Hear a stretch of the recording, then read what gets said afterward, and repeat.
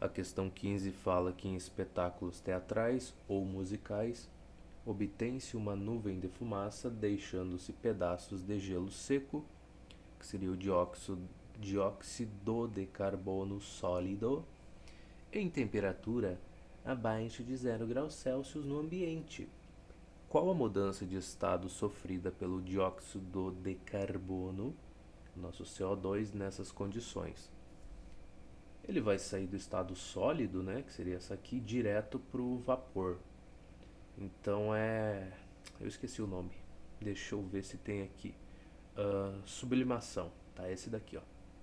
Que é do sólido direto para o vapor. Então, esse é o nome que a gente dá.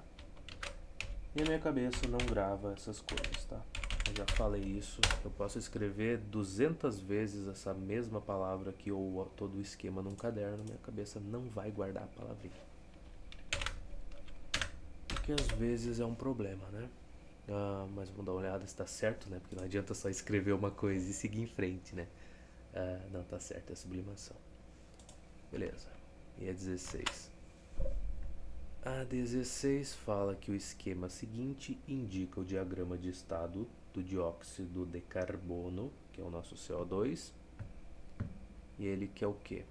Qual o nome das 3 curvas indicadas? Como é que era mesmo? Curva de fusão, curva de sublimação. Eu falei que eu não vou gravar isso na cabeça, eu vou ter que voltar nas outras questões pra gente lembrar. Tá, a fusão seria a passagem do sólido pro líquido, então seria o 1 aqui. Então essa aqui. Então vamos começar, né? Porque essa questão, pelo visto, é um monte de coisa para fazer. Curva de fusão a 2. A gente olha para ela, essa daqui, que é passagem do líquido pro gasoso. Então é vaporização. Ai, ai. Curva de vaporização. E a terceira, certamente, vai ser a curva de sublimação, né? Que é do sólido pro vapor. Ou pro gasoso, no caso. Então, curva de sublimação. Perfeito. Então temos aí tudo que precisamos. Mais alguma coisa? Não. Então o que eu vou fazer? Vou verificar isso aqui está certo. Curva de fusão, vaporização e sublimação a terceira. Foi o que a gente botou, né? Beleza. Então, letra A já foi. Vamos à letra B. Em que condição de pressão e temperatura o CO2 pode se encontrar em equilíbrio nos 3 estados de agregação? Como se chama essa condição? É o ponto. É no tríplice.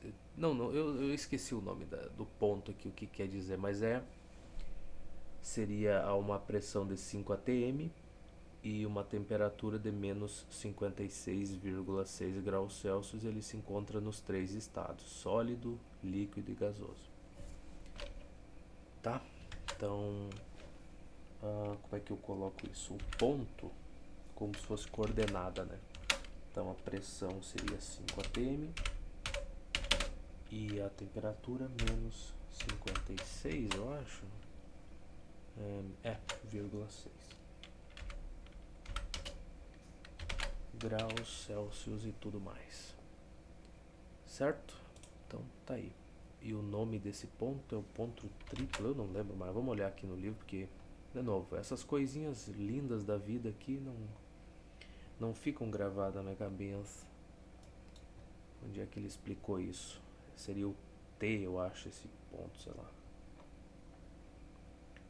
Seria... Cadê o nome dessa porcaria?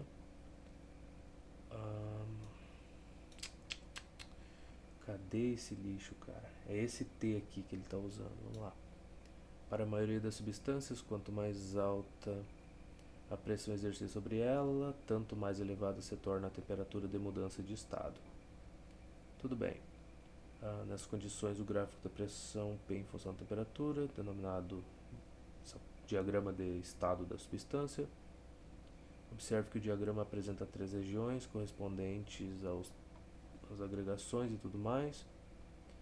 Mas eu quero saber, aqui o ponto comum às 3 curvas é denominado ponto triplo.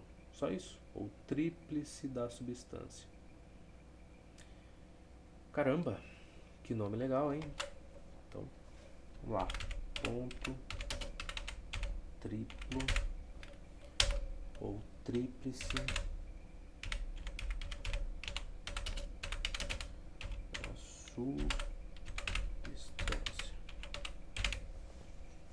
Quanta coisa a gente aprende num vídeo só, né, cara? Impressionante. Mais alguma coisa que o rapaz queira aqui? Pra alegrar o dia dele? Eu acho que não, né? Tá, é só isso. Como você chama essa condição? Tríplice da substância ou qualquer coisa do tipo. Tá, o ponto seria aqui 5 atm, menos 56,6 tá certo, e ponto triplo é o nome que ele dá. Parabéns pra ele. Letra C, então. Na letra C, a gente tem em que estado de agregação se encontra a substância nas condições 8 atm e menos 70 graus Celsius. 5 atm, o 8 estaria mais ou menos por aqui. E quanto é que é? Que eu esqueci. O básico da vida, menos 70. Menos 70 seria por aqui assim, tá? Então, menos 70, 8, ele estaria dentro dessa região aqui, que é sólido, né? Então, nesse caso. Então, eu fico com isso.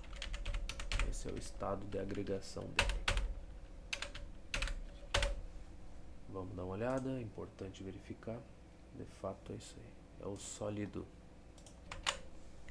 E a D?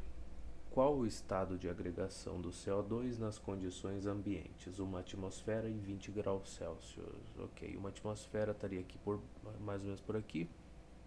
20 graus Celsius estaria por aqui assim. Então, seria um ponto nessa região aqui, que é do vapor, né? Então, é isso, estaria no estado gasoso, né?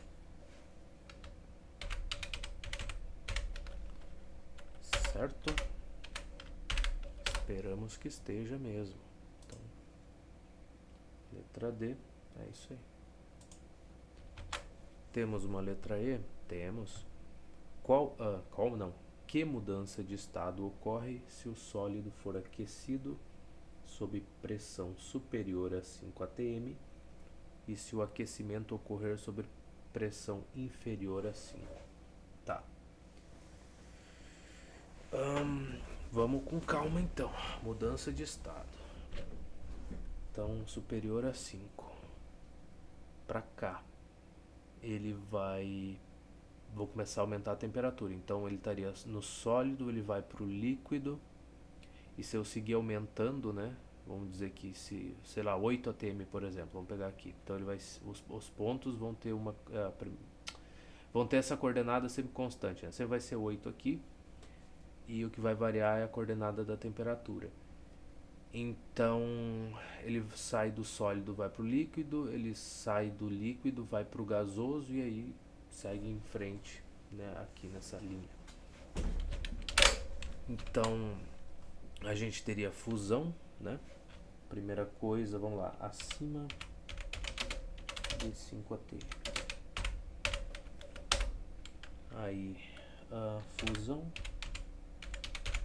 e vaporização, eu acho que é o outro, né?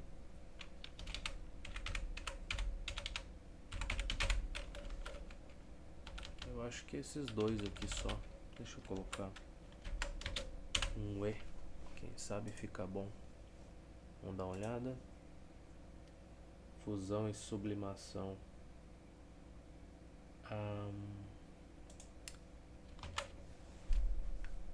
Vamos pensar que às vezes o pensamento ele ajuda, né?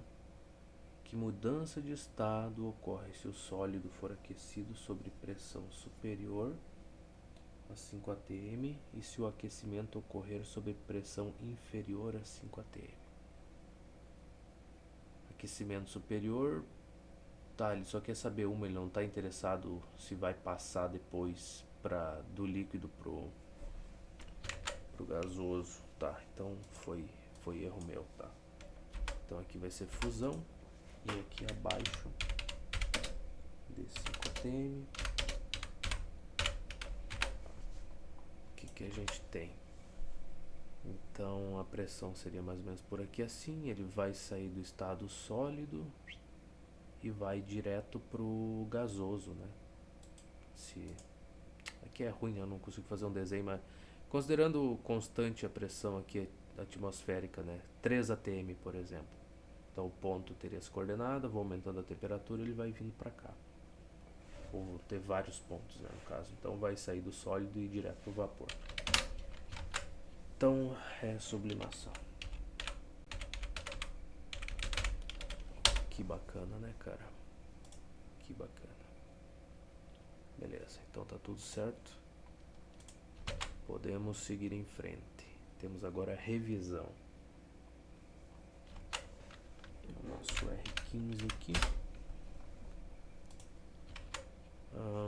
Uma substância pode se apresentar nos estados de agregação sólido, líquido e gasoso. A intensidade das forças de coesão que se manifestam entre as moléculas da substância, ela é maior no estado gasoso? Não. Ela é maior no estado sólido e aí vai diminuindo, né? Essa força, o líquido, a substância lá, as moléculas vão ficando cada vez mais afastadas e essa força de coesão vai diminuindo, não vai? Então ela não é maior no estado gasoso comparado aos outros estados, então esquece. Tem a mesma ordem de grandeza nos estados líquido e gasoso? Não tem. No estado líquido as moléculas estão mais próximas, então essa força de coesão é maior entre uma e outra. Ela é menor no estado gasoso comparada a dos outros estados. Isso aqui é de fato, eu acho que tá certo, né? Essa C, mas vamos ver o resto. Ela é nula em qualquer estado de agregação? Não, tá errado. É nula no estado gasoso? Também não. Então fico com a letra C. Então R16, depois dessa. Vamos dar uma olhada no 15. Cadê você? Ah, tá aqui. Eu perdido, cara. Eu procurando aqui em cima e a porcaria da resposta estava aqui. É. Letra C. Muito bem. E o 16. Os pontos X, Y e Z representam situações em que uma substância calma lá. Situações de uma substância que diferem entre si pela pressão e pela temperatura. No mesmo gráfico está representado o diagrama de estado da substância. Caracterize o estado de agregação da substância em cada uma das situações consideradas. X é líquido, Y é sólido e o Z é gasoso. São os estados de agregação que ela se encontra. Então, vamos lá. Temos aí líquido, Y eu já esqueci, acho que é sólido. Calma lá. É. E o nosso Z, temos o gasoso. Perfeitamente. Precisa de mais alguma coisa? Não. Então tá aí. Porcaria, cara. Eu só queria clicar aqui. Eu não quero arrastar pra lugar nenhum. Tá. Líquido é o X. Por que alguém riscou isso aqui, cara? O Y é sólido, Z gasoso. Foi o que a gente achou, né? Líquido, sólido e gasoso. Legal. Temos uma R17, eu acho que a gente tem, né? A gente tem uma R18, inclusive. Tá. Aqui ele fala que se uma substância se encontra numa pressão inferior à do seu ponto tríplice, pode-se garantir que substância se encontra numa pressão inferior. Bom, vamos lá. A gente tem um recurso do desenho e a gente vai utilizar ele aqui inclusive para lembrar, né, como é que você faz esse esquema aí. Então, aqui eu teria as curvas, né? Vamos dizer que aqui é sólido. Depois aqui eu teria líquido e para baixo aqui é gasoso, né? No caso, então ficaria nessa situação. Deixa eu só arrumar aqui. Aqui a gente tem a temperatura, né? Em graus Celsius. Vou botar assim. Acho que aqui tem que estar entre parênteses para ficar bonitinho. Aqui em cima é a pressão, né? Em ATM. Ai, precisa dar nome para as coisas. Precisa, porque tu tem que imaginar que outra pessoa vai ler o que tu escreveu. Ou melhor, tu tem que pensar que tu vai pegar coisas que outra pessoa escreveu. Então tu gostaria que ela fizesse tudo certinho, né? Pra te poder identificar depois as coisas que tu precisa. Enfim. Tá. Então, sólido, líquido, gasoso aqui pra baixo, as três áreas. Qual a afirmação dele? Se uma substância se encontra numa pressão inferior à do seu ponto tríplice. Vamos lá. Ponto tríplice está aqui. Então, para cá a gente teria uma pressão P, né? Que seja. Se a pressão for inferior, por exemplo, mais ou menos por aqui assim, então vamos considerar que ela é constante aqui, tá? Então a gente teria essa situação, vai aumentando a temperatura, a gente vai ter esses pontos aqui, ou no estado sólido ou no estado gasoso. Então, essas duas situações. Nunca no estado líquido, tá? Porque é inferior ao ponto tríplice aqui, essa porcaria.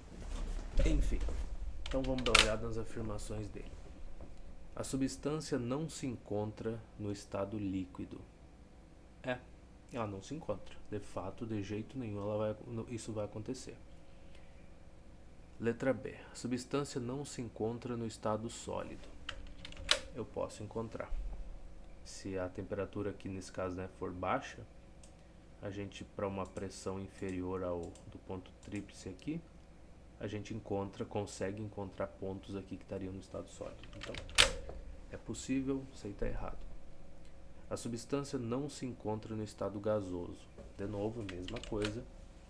Para essa coordenada aqui da pressão, para determinados valores de temperatura, a gente vai encontrar pontos aqui que estão nessa área que se representa a parte do estado gasoso. Então, sim, a gente consegue encontrar. Tá errado também, a substância está no estado sólido. Eu não posso dizer, né, cara? De novo, para alguns valores de temperatura eu vou encontrar a substância no estado sólido, mas dependendo do valor eu vou encontrar no estado gasoso, então não posso afirmar uma coisa desse tipo. E nenhuma das respostas acima está correta. Não, a letra A tá.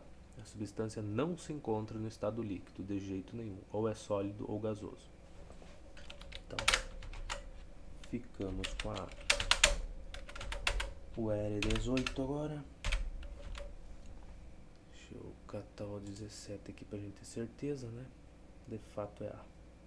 Coisa boa, né? Que coisa linda acertar. Ai, por que tu tá deixando ela lá no finalzinho? Por que tu não centraliza a resposta? É porque eu não quero saber o que vai ser a resposta da 18. Eu quero descobrir, né? Ou melhor, não quero correr o risco de olhar pra resposta.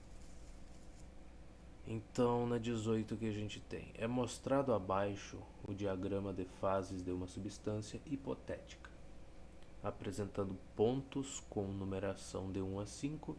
Assinale a alternativa correta de acordo com a condição que cada número representa. Tá. O 3 seria o ponto triplo, né, da substância. O 2, ela tá indo direto do estado sólido para o gasoso, né? Que esse ponto 2 está nesse meio termo aí, que eu acho que é sublimação, né? Situação que se encontra. Certo? Mas vamos lá, vamos com calma. O que eu tenho na primeira aqui? 1. Fase de vapor. Sim, fase de vapor, de fato. O 2. Fase sólida.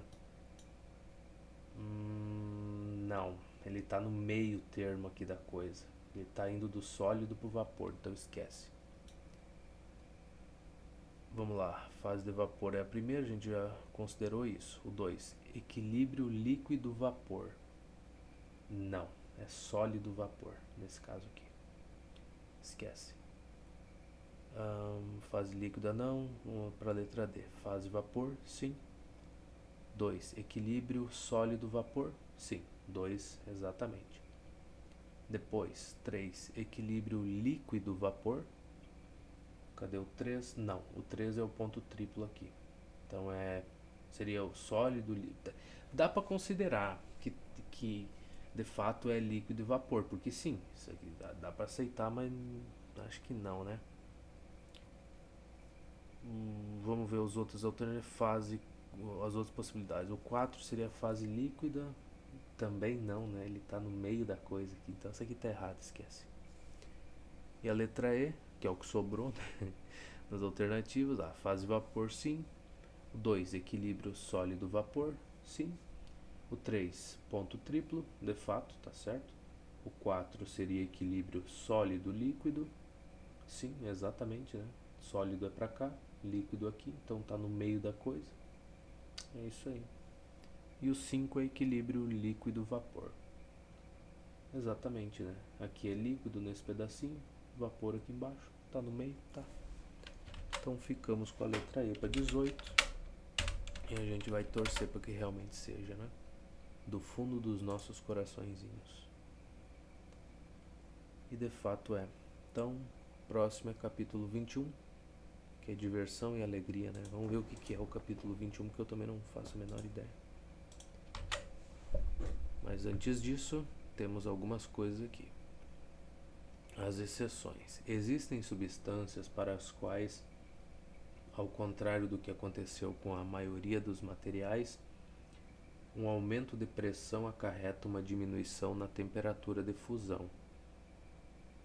Tá, aumentou a pressão, diminui a temperatura. A água, né? Acho que tem essa situação. Vamos ver. Essas exceções são a água, o ferro, o bismuto e o antimônio. Na figura 7 representamos o diagrama do estado da água. Note que sobre pressão normal de 1 atm a fusão do gelo ocorre a 0 graus Celsius. Quando submetido à pressão de 8 atm, o gelo sofre fusão a menos 0,06 graus Celsius. Tá, então para água sólido assim, tá bom, tem uma mudança, que legal, que bacana. Tá, enfim, vou ter alguma cobrança disso? Acho que por enquanto não, né? Então a vaporização e a sublimação das substâncias citadas obedecem à regra geral. Portanto, para todas as substâncias, a temperatura de vaporização, ebulição e a temperatura de sublimação aumentam com o aumento da pressão. É só de fusão, então, que dá um probleminha. Tá bom. Então, a ebulição cresce quando a pressão cresce e a de sublimação cresce também. Tá. Então, quanto à temperatura de fusão, ela aumenta quando a pressão aumenta para a maioria das substâncias. Entretanto, para um pequeno grupo de substâncias, que está aí, a temperatura de fusão diminui com o aumento da pressão. Que legal. O que mais? Essa diferente influência da pressão sobre o ponto de fusão é decorrente de como varia o volume da substância durante a mudança de estado. A maior parte das substâncias sofre fusão com o aumento de volume. A elevação da pressão aproximando as moléculas dificulta então essa mudança de estado, fazendo com que ela ocorra numa temperatura mais alta. As exceções aqui já foram citadas, né? Sofrem fusão com diminuição de volume. Então, o aumento na pressão aproximando as moléculas favorece a mudança de estado que ocorre por conseguinte numa temperatura mais baixa. Resumindo, a influência da pressão na temperatura de fusão, temos que substâncias que se dilatam na fusão, a maioria, e então a gente tem aumenta a pressão, aumenta a temperatura. Substâncias que se contraem na fusão, que são exceções, tu aumenta a pressão, diminui a temperatura de fusão. Que legal, né? Então, temperatura crítica, gás e vapor. A vaporização e a condensação não ocorrem acima de certa temperatura. Característica de cada substância denominada temperatura crítica. Isso significa que em temperatura superior à temperatura crítica, a substância está sempre no estado gasoso, qualquer que seja a pressão a que esteja submetida. Caramba! O bichinho não junta as moléculas de jeito nenhum. Que beleza! Faça então a distinção entre vapor e gás. Olha só. Uma substância no estado gasoso é vapor enquanto sua temperatura for igual ou inferior à temperatura crítica. O vapor pode ser condensado por aumento de pressão, mantida constante a temperatura e tudo mais, tá? Uma substância no estado gasoso é gás enquanto sua temperatura for superior à temperatura crítica. O gás não pode ser condensado por aumento de pressão, mantida constante a temperatura. Por exemplo, o dióxido de carbono tem temperatura crítica igual a 31 graus Celsius. Então, acima disso, mantendo a temperatura, ele é um gás. Então, assim, o CO2 é vapor em temperatura igual ou inferior a 31. Se a temperatura for maior que 31, o CO2 é um gás. E a diferença deve ser grande, né, de uma coisa para outra, para eles gastarem tempo dando nomes diferentes, né? Eu quero dizer assim, das características e tal, de como se comporta o gás, no caso, ou o vapor que seja. Então, a água tem uma temperatura crítica de 374 graus Celsius. Portanto, a água no estado gasoso é vapor apenas até essa temperatura e acima disso a água é gás. Que legal. Resumidamente, para cada substância temos que, se a temperatura crítica for maior ou igual ao nosso θ ali, então seria vapor, né? Não, se a temperatura da substância for menor ou igual à temperatura crítica, a gente chama de vapor e condensa-se por simples aumento de pressão. E se a temperatura for maior que a crítica, ela vai ser um gás. Não se condensa por simples aumento de pressão. Tá aí a característica do porquê dar um nome diferente para a coisa, né? Beleza, então o ponto da curva de vaporização que corresponde à temperatura crítica é denominado ponto crítico e representado por C. Ok, então aqui é o ponto crítico. Daqui para frente, se eu aumentar a temperatura, a pressão não vai fazer com que esse substância se condense, né? Beleza? Aí o que ele quer? Você sabe explicar por que uma garrafa de vidro cheia de água se quebra depois de algum tempo quando colocada em um freezer? Porque a água vai congelar e quando a água sofre a solidificação, ela aumenta o volume dela, diferente de outras substâncias que diminuiria o volume, né? Quanto mais tu retira a energia daquela substância, mais as moléculas vão se aproximando. Nesse caso não, e aí ela se afasta um pouquinho a mais e acaba que o volume de água acaba aumentando dentro da garrafa e faz a garrafa estourar. Qual o princípio de funcionamento de uma panela de pressão e de uma autoclave? Eu não faço a menor ideia do que seja uma autoclave. A panela de pressão, ela aumenta a pressão da água, certo? A água que está ali dentro fervendo, né, recebendo energia, ela fica submetida a uma pressão maior do que a pressão atmosférica. O que isso faz ocorrer? Evita que a água vire vapor, né? Ela precisa estar a uma temperatura muito maior para virar vapor, ou seja, a água vai estar bem mais quente, né, dentro da panela de pressão do que normalmente ela estaria numa panela normal, que a tampa deixa a água, quando chega a 100 graus Celsius, virar vapor lá e sair para fora e passear. Então, nesse caso da panela de pressão, ela impede, né, a pressão é maior, não deixa a água virar vapor tão fácil, a temperatura dela tem que subir bastante para poder acontecer isso. E por consequência de tu ter uma água com a temperatura bem mais elevada do que seria o normal, tu consegue cozinhar as coisas muito mais rápido do que tu cozinharia numa panela comum, que o vapor tá indo embora e tal. E é isso aí, é o que eu sei. Se não tá bom, paciência. Então aqui a gente tem agora transmissão de calor. Olha só. Os processos de transmissão de calor. Talvez seria interessante eu escrever, né, esse título.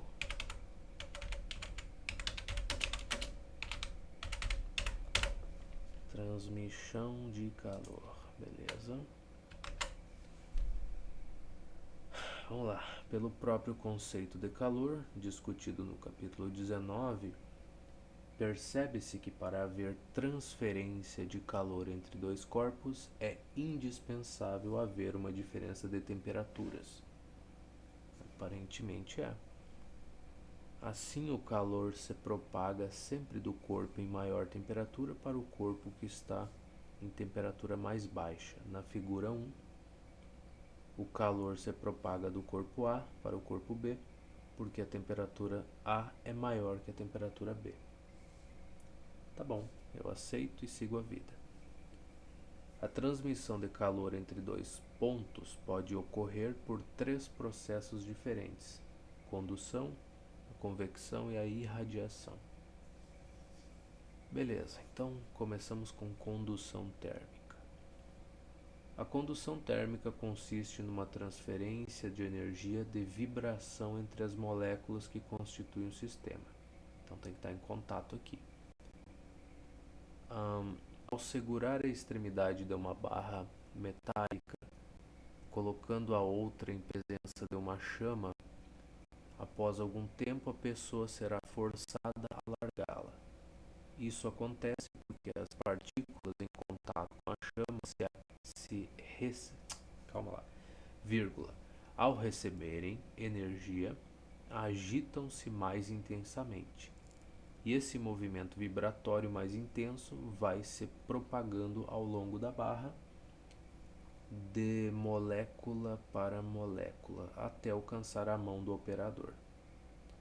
De fato, as substâncias em que o processo de condução é rápido, como os metais, são denominados bons condutores ou simplesmente condutores.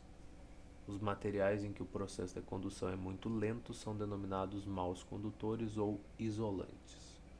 São exemplos de isolantes térmicos borracha, isopor, amianto e lã. Tá bom, então tá aí. Que mais?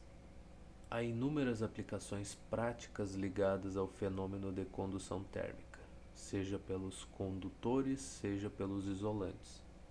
Realmente, há situações em que a maior rapidez de condução do calor é desejável. No aquecimento de ambientes, por exemplo, em outras nas quais se pretende o isolamento térmico, cabos de panela, agasalhos, etc., serviriam. Pois é. A transmissão de calor por condução entre dois pontos separados por um determinado meio é regida pela lei de Fourier, desde que as temperaturas dos dois pontos não variem no decorrer do tempo. Tá. Regime permanente ou estacionário de condução. Consideremos uma barra metálica de comprimento L, seção transversal de área A, isolada lateralmente, cujas extremidades estejam em contato com dois sistemas cujas temperaturas θ1 e θ2 permaneçam constantes apesar de estar havendo propagação de calor. Vocês não cansaram já? Eu já cansei, cara. Muita leitura, cara, para um ser humano só. O fluxo de calor, chamado de fio, acho que é o nome dessa jossa aí, ao longo da barra, isso é a quantidade de calor que atravessa a barra num certo intervalo de tempo ΔT, é dado por. Então, φ, ele vai entregar pra gente. Eu não sei como é que eu vou representar isso. Vamos ver se eu tenho algum símbolo aqui que sirva pra gente, que seja útil. Nope, nope, nope, nope, não, tudo feio. Então a gente tá mal aí com os símbolos, hein, cara.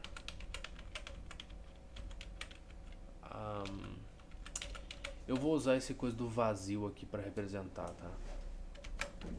Conjunto vazio, acho que seria isso, peraí. Então vai servir pra gente desse símbolo. É o melhor que eu tenho pra ser rápido. Então isso aqui vai ser Q sobre variação de temperatura, que seria o ΔT. Beleza? Isso é igual a K vezes o A, que deve ser a área da chapa, né? A variação de temperatura dividido pelo L, que eu não faço a menor ideia que seja o L. Mas beleza, vamos lá. Anotar aqui.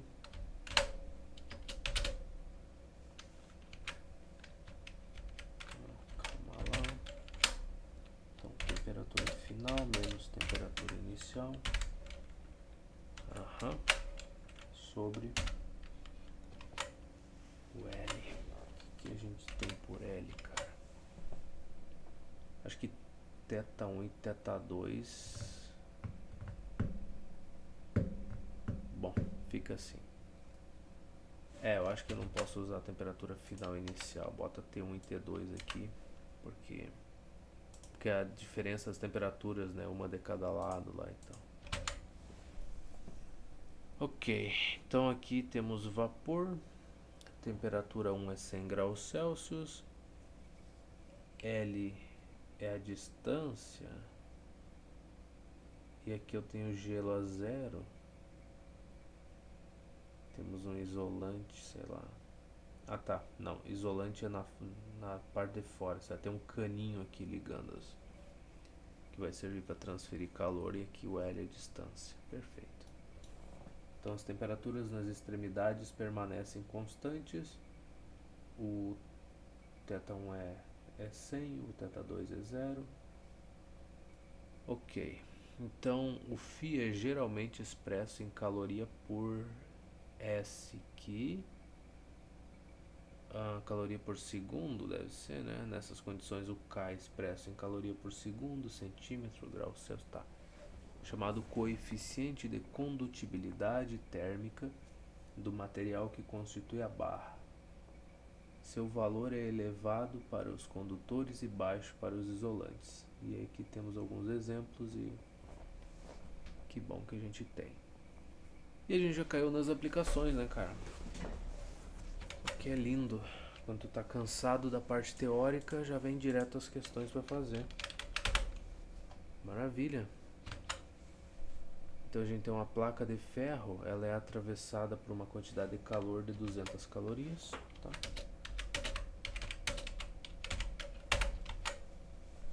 Em 25 segundos, ok. Então, tempo. Eu acho que aquele dt nesse caso não é a variação de temperatura, né? É o intervalo de tempo que leva. Nossa, volta pra cá. É ΔT. Eu nem tinha visto. Tu acredita que eu nem tinha percebido? Beleza, então aqui temos a área, temperatura 1 e 2, legal, e o comprimento. Então dá pra me igualar a qualquer um desses dois. Dá pra igualar essas duas coisas, né? Isso aqui com isso aqui. E ser feliz.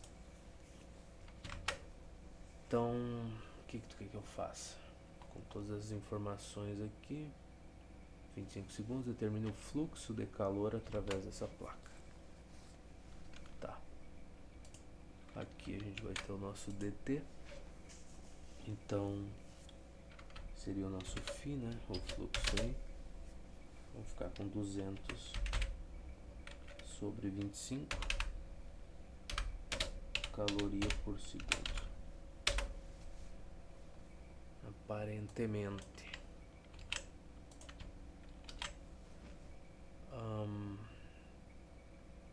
Cara, 20 dividido por 5 é 4. E 25 por 5 é 5. 40 por 5 é 8. Então a gente tem um fluxo de 8 calorias por segundo aí nessa placa, passando por ela. De fato, 8 calorias.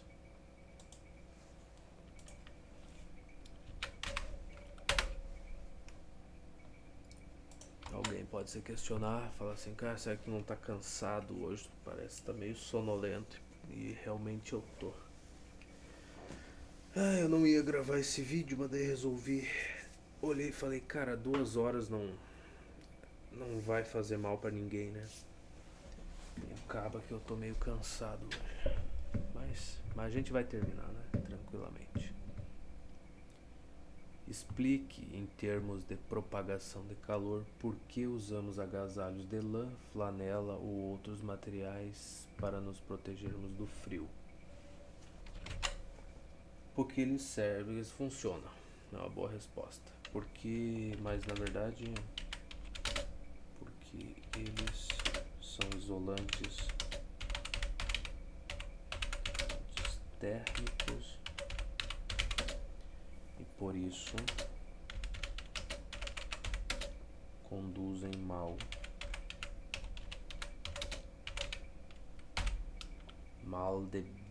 e bem, né? Mal é mal e bom, então acho que é mal com L. Conduzem mal a energia do nosso corpo para o exterior.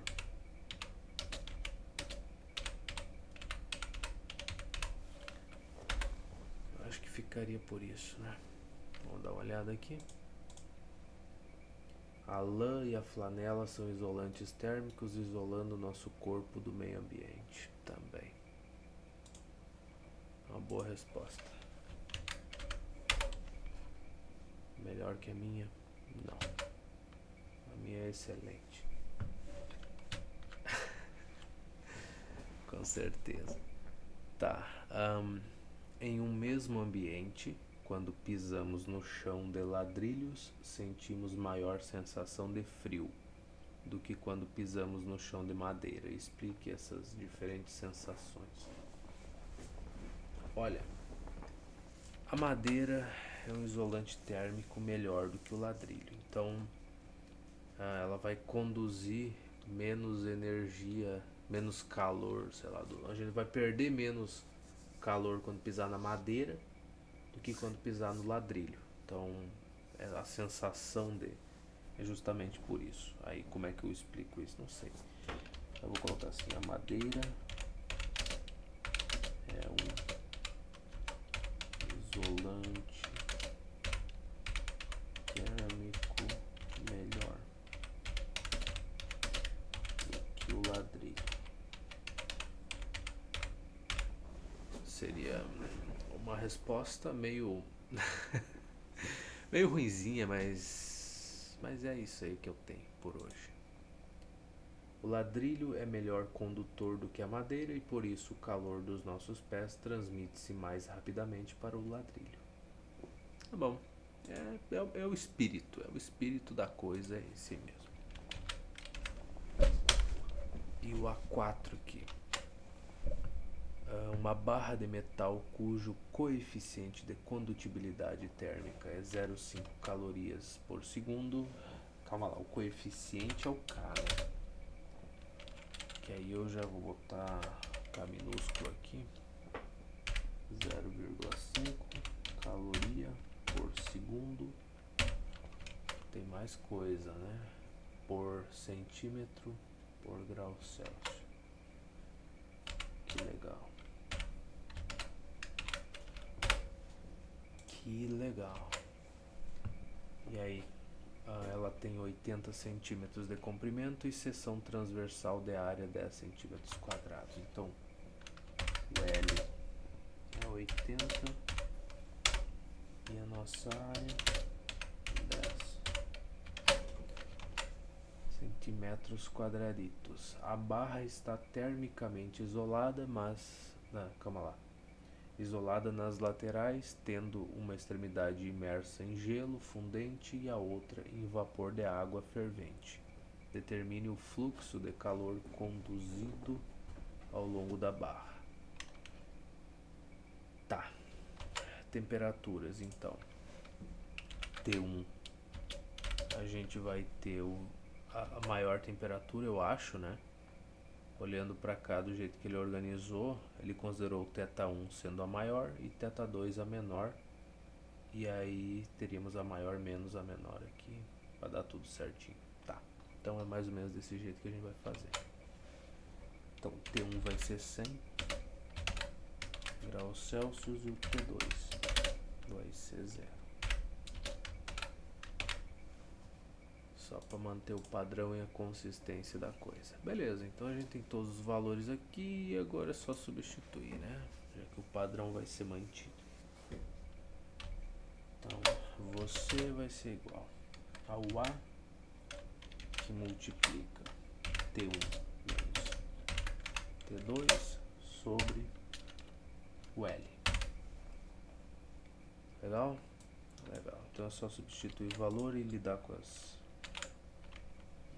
Calma, tem o K, né? Onde é que o K entra? O K entra num lugar muito especial. É K vezes A. Tá. Só isso que me faltava. Então, calma lá. Vou botar um casito assim. Aqui também. Temos ele. Então vamos começar, né, cara? Temos tanta coisa aqui pra fazer.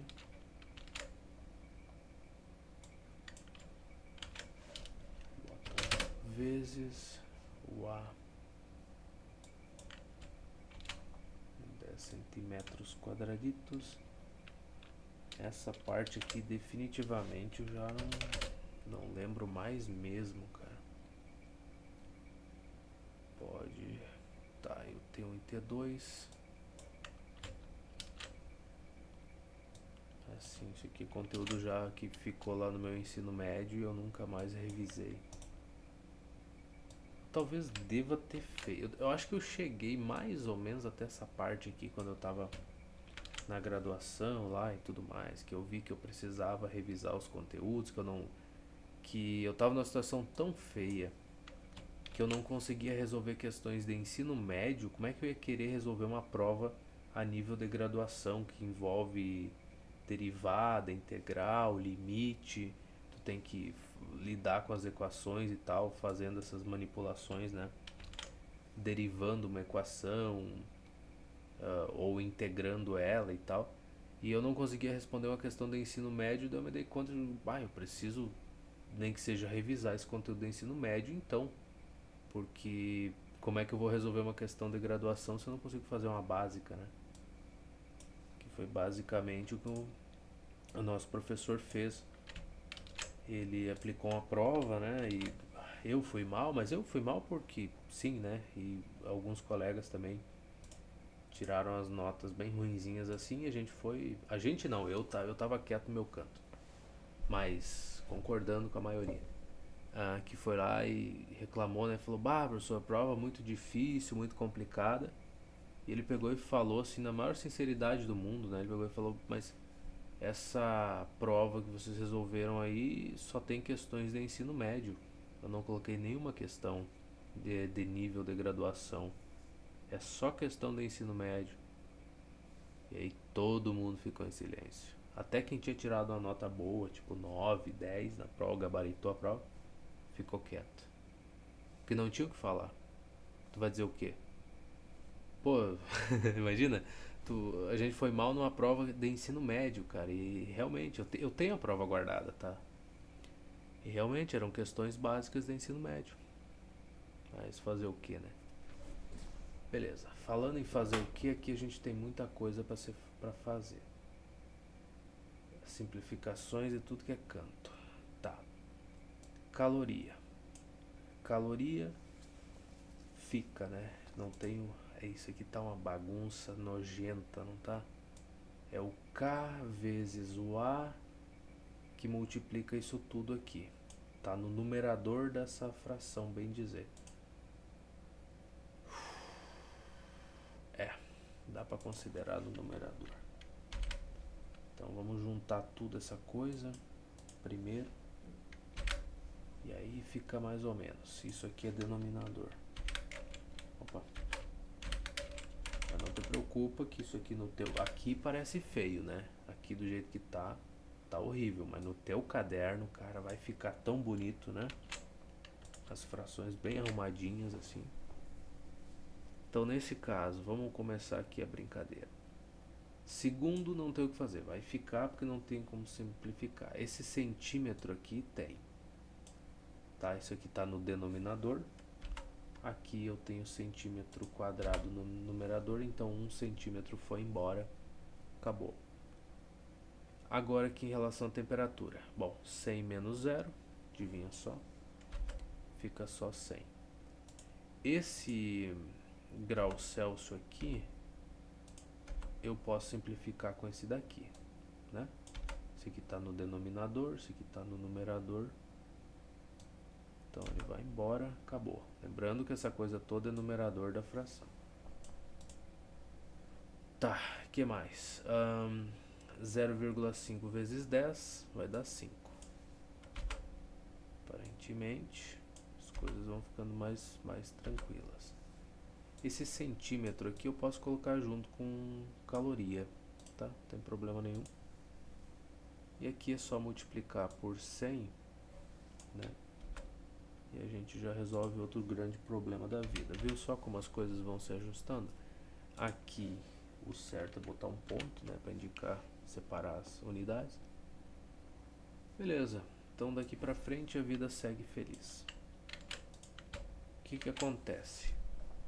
Essa caloria que está no numerador das unidades, e eu tenho caloria não, esse centímetro que está no numerador, e aqui eu tenho centímetro no denominador.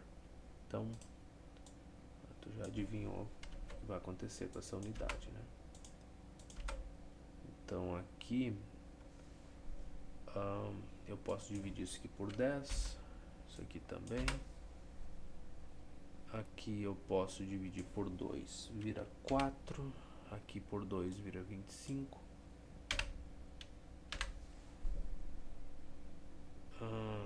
Fica feio. Eu vou fazer essa divisão porque a gente precisa, né? Já conversamos sobre isso. É necessário fazer essas porcarias aqui para depois chegar no vestibular lá e não se assustar com a continha dessas, né? Então aqui 4 vezes 6 vai dar 24. Uma porcaria. 24 aqui, tá? 25 menos 24 vai dar 1, sobra 1, né, no caso. Então esse 1 é resto dessa subtração. Então ele é menor que o 4, eu posso colocar um 0 aqui e uma vírgula aqui. Então agora 4 vezes 2 vai dar 8. Desse 10 menos 8 sobra 2. Aí esse 2 é resto, portanto eu posso colocar um 0 aqui, já que ele é menor que o 4. E aqui ficaria 4 vezes 5, né? Para dar os 20, acabou. Então o nosso φ é quanto mesmo que eu esqueci? 6,25. A memória é uma maravilha, né? Isso aqui é caloria por segundo. Então o fluxo de calor que a gente teria é esse, né? Essa questão é a 3, né? Não, essa questão é a 4. Caramba, vamos lá. 6,25 de fato. Bom, é um progresso. Agora a verificação, né? Se tudo correr bem, temos a V1 aqui. O bom é que tem bastante questão teórica, né, nessa parte. Ao longo de uma barra metálica isolada lateralmente, verifica-se a passagem de 500 calorias no intervalo de 2 minutos. Ok, calma lá. Determine o fluxo de calor ao longo dessa barra. Então, o fluxo vai ser o Q sobre o dt, né? A variação do tempo ali. Ó, delta T no caso. Então isso aqui vai ser 500 sobre... Bom, 2 minutos, cada minuto tem 60 segundos, a gente tem que entregar isso em caloria por segundo, né? Então isso aqui seria sobre 120. Então, caloria por segundo, tá resolvido o problema. Divisão fácil de fazer?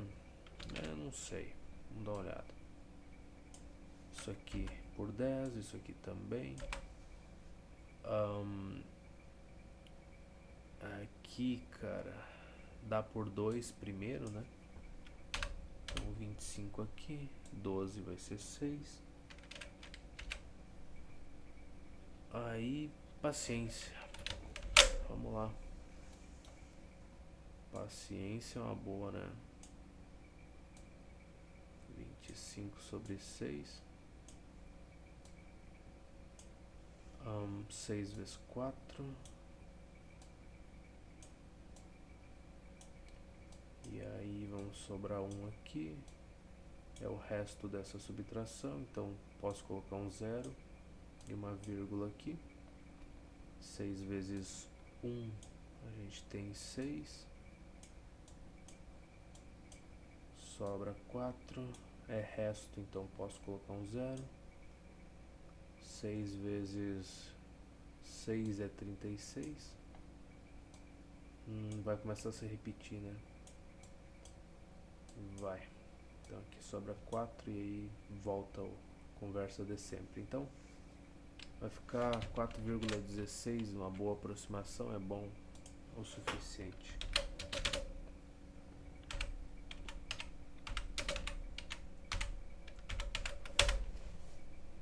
Tá ótimo, né? Vamos dar uma olhada. 250 calorias por minuto. Ai, que legal. É isso aí. Uma boa resposta também, né? 500 calorias dividido por 2 minutos seria 250 calorias por minuto. Boa resposta dele. Eu gostei bastante. Bem criativa, né? Excelente demais. E a 2.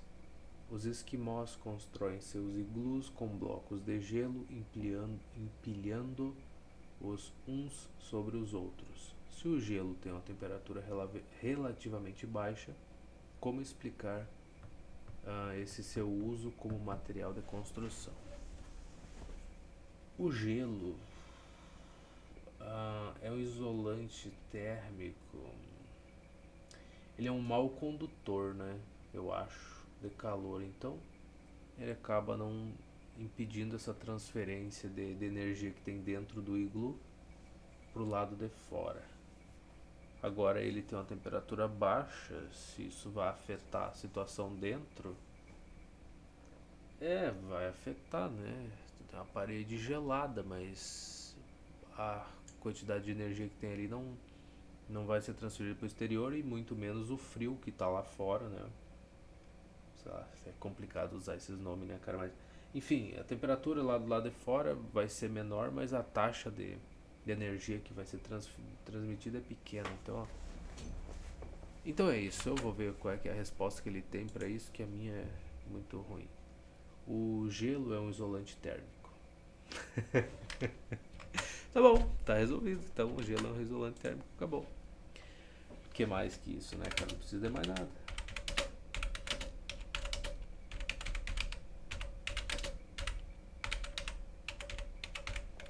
já diz tudo, na verdade, né?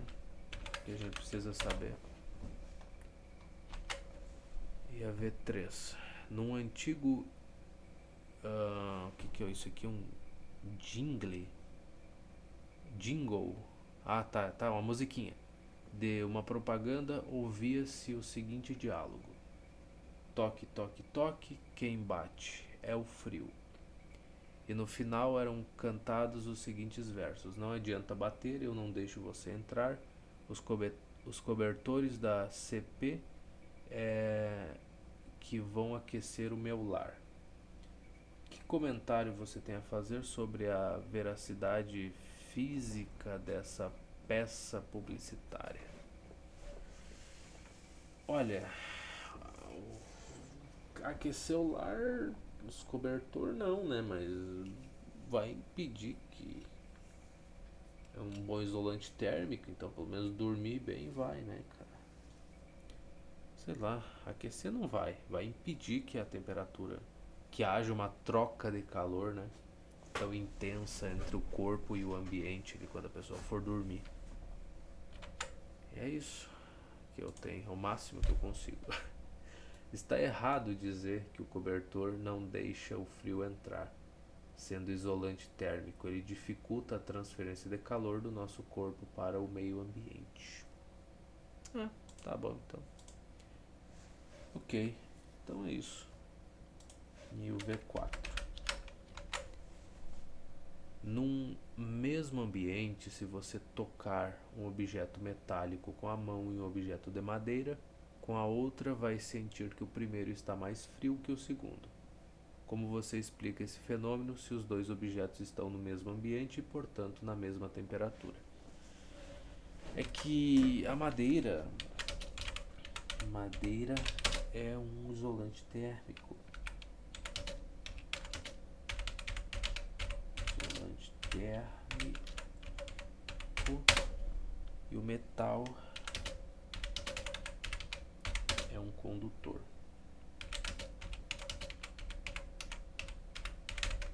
Seria engraçado se fosse só... Isso aqui já explica, né? Pra quem entende um pouquinho, já ia ler isso aqui e falar: não, beleza, tá, a madeira é um isolante, o metal é um condutor, acabou. Vamos ver se a resposta dele tá perto disso. O metal é melhor condutor do que a madeira. É isso aí. Por que não, né? V5 então. E o que diz a V5? Uma placa de cortiça de espessura 2 centímetros tem áreas. Então já começou a brincadeira. L 2 cm, área 5 centímetros quadrados. O que mais? Ela separa dois ambientes cuja diferença de temperatura se mantém constante em 20 graus Celsius. Então, T1 menos T2 é 20. Sendo eita nós. Tá, então K é alguma coisa. 1, 2, 3, 4, 5. Vou botar 5 aqui e a gente vê se é. Não, é 0,1, 2, é 3 zeros e o 13.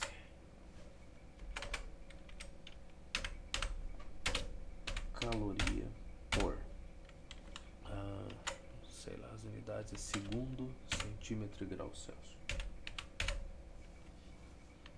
Que maravilha, né? Beleza, então é por aí. O que ele quer que eu faça? Ele quer o coeficiente de condutibilidade. Tá. Só tá dizendo que é isso. Determine o fluxo de calor conduzido através da placa. Vamos lá. É só substituir os valores e ser feliz, né? Não tem muito mais. Belezinha.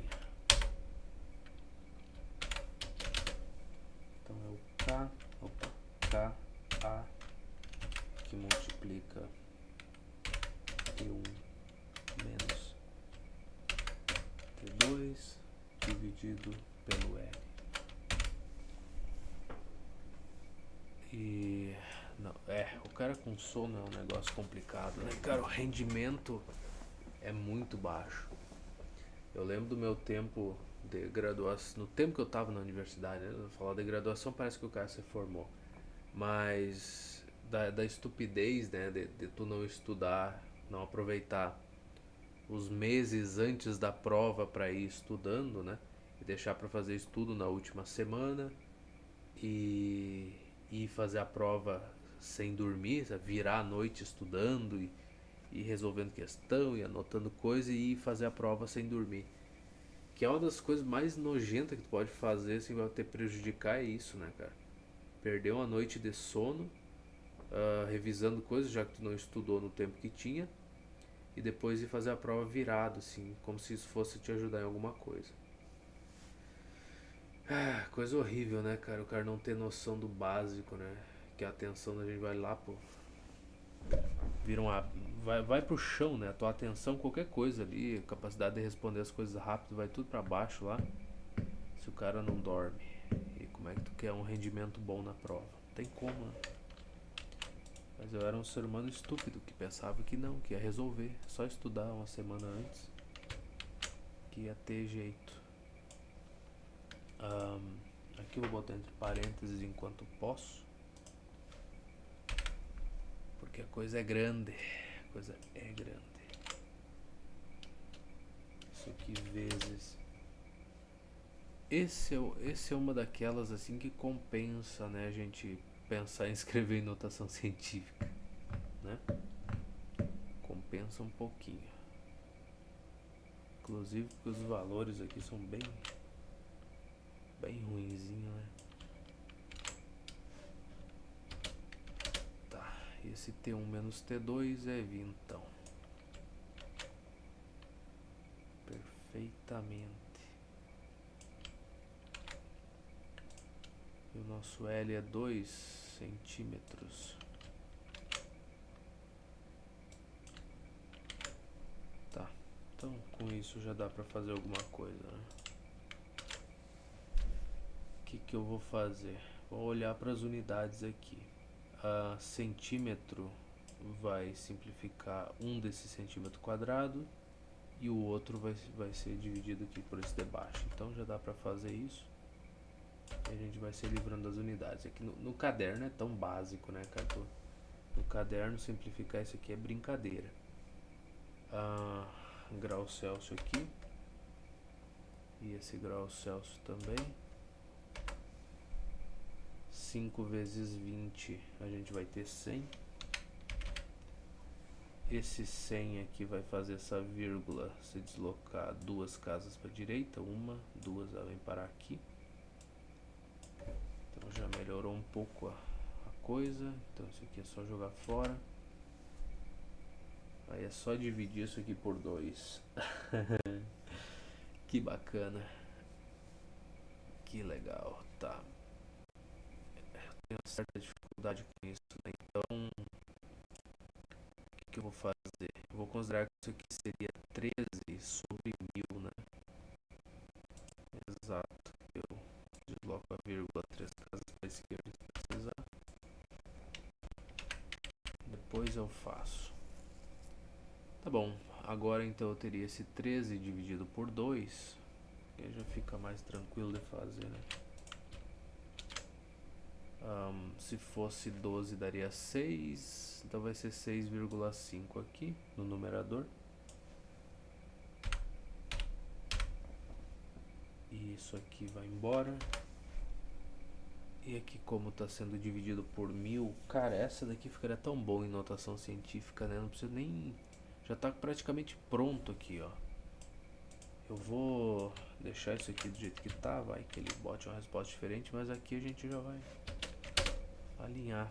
Isso aqui seria 10 elevado a menos 3.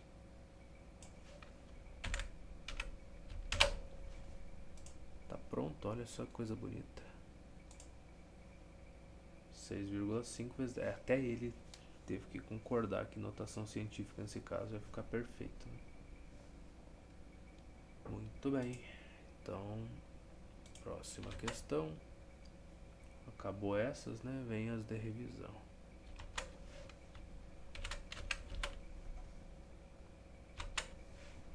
primeira. Resolva as seguintes questões. Nossa, já começou bem, hein? Então, A, B, C. Vamos lá. A gente tem dados aqui ainda por cima. A condutibilidade térmica do alumínio é 0,58 caloria por segundo, e a condutibilidade térmica da madeira é outra tanto. Vamos lá. No ambiente cujos objetos componentes estão todos em equilíbrio térmico, ao tocarmos a mão numa mesa de madeira e numa travessa de alumínio, temos então sensações térmicas diferentes. Por que isso ocorre? Porque o alumínio é um condutor melhor do que a madeira.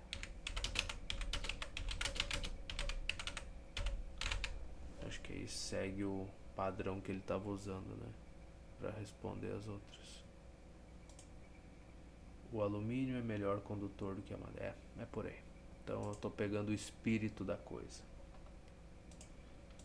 Letra B.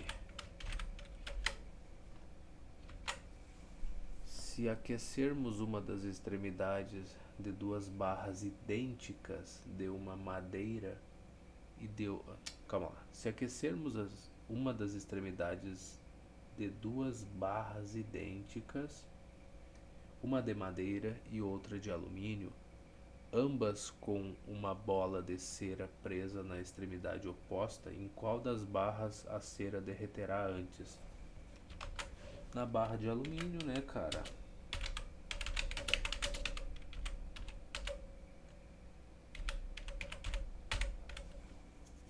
Alumínio, eu acho que é assim, aí que eu acho que é aí que vai o acento. Deixa eu só dar uma olhada. É, no Mi. Ok, então é isso. Na de alumínio. Que bom. Então é a letra C.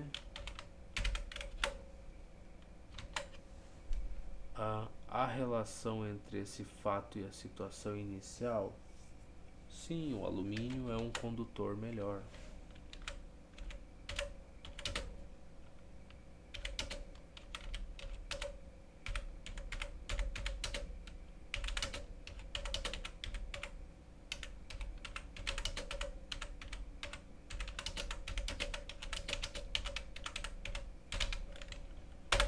Certo? Acho que fica por aí. Sim. É só um sim, né, cara? Só um sim seco. Tá bom. Vamos lá pro ER2. Com A, B, C até aí. Muita coisa, né, cara? Ao contato da mão e a... Calma lá.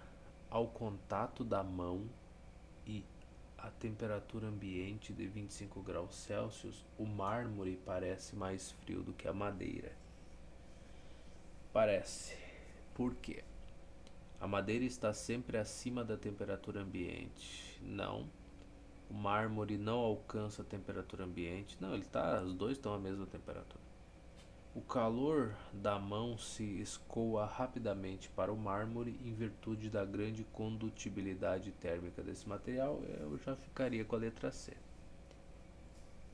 A madeira possui maior condutibilidade térmica que o mármore? Não. A capacidade térmica do mármore tem valores muito diferentes para pequenas variações de temperatura. O que eu sei lá o que isso quer dizer, cara? Esquece. Então, letra C. O R3 agora.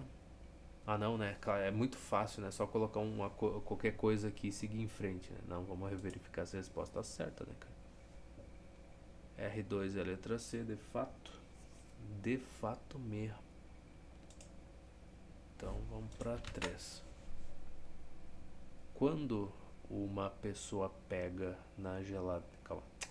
Quando uma pessoa pega na geladeira uma garrafa de cerveja... Olha só, questão para adolescente, hein? Tá certo isso, né? Envolvendo bebida alcoólica. Que maravilha. Cadê a responsabilidade? Bom, naquele tempo não existia, né, cara? Esse livro é de 1998, por aí eu acho. Essa coisa de bebida e adolescente sempre funcionou bem, né? Bebida, adolescente e dirigir carros. Deu certo.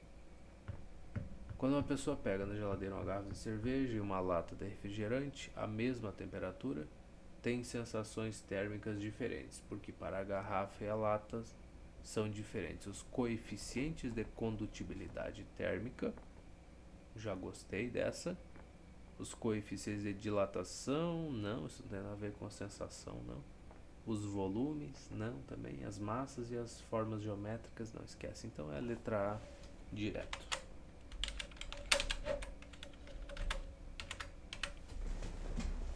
E é isso aí. Vamos dar uma olhada. R3 de fato é letra A. Então, o que tem na 4 aqui? O fluxo de calor através de uma parede é independente do material que constitui a parede, com certeza, né? Inversamente proporcional à área da parede. Diretamente proporcional à área, né?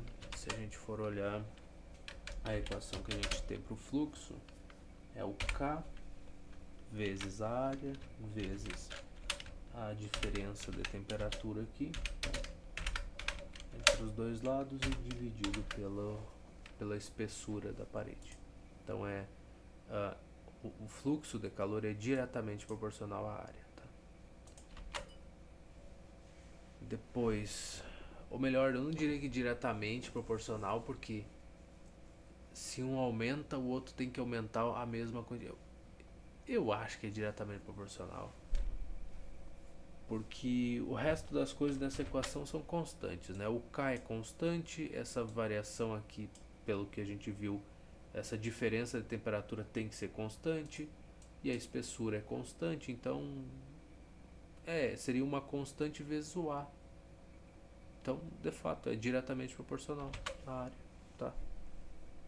Beleza, então falar que é inversamente está errado. AC, diretamente proporcional à espessura da parede? Não, é inversamente, né? Quanto maior for o valor da espessura da parede, menor vai ser a condutibilidade térmica aqui. Então esquece. Letra D, diretamente proporcional à diferença de temperatura entre as duas faces. É diretamente proporcional essa diferença. Inversamente proporcional ao quadrado da espessura? Não. Então vou ficar com a letra D, porque é a única que faz sentido, né? Isso aqui está no numerador da fração, então é diretamente proporcional, certo? Se a gente olhar R4 aqui, vai encontrar a letra D. Tá ótimo. Tem uma R5? Não.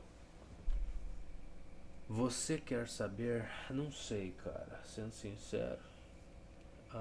Pesquise a natureza e a aplicação prática de diferentes materiais isolantes térmicos e de materiais condutores térmicos. Cara, não sei, acho que não tô afim. E aqui, você sabe explicar? Os prédios totalmente envidraçados precisam de muitos aparelhos de ar-condicionado. Por quê? Sei lá, o vidro é um péssimo isolante térmico. E aí de dia, se tá muito quente lá, a temperatura é toda. Tem um fluxo muito grande de calor, né, entre a parte exterior e a interior do prédio. Então ele seria um bom condutor, na verdade, né? Se fosse falar. E aí de noite, quando é para manter a temperatura dentro, ele não consegue, né? Porque ele conduz essa energia pro lado de fora, pro exterior. Então deve ser isso, eu acho. Porque os pássaros eriçam as penas quando está frio? Para entrar ar no meio, e o ar é um isolante térmico bom, né? Ele não conduz bem a temperatura, então Eles deixam um pouquinho de ar entre as penas e isso aí vai acabar funcionando como um bom isolante.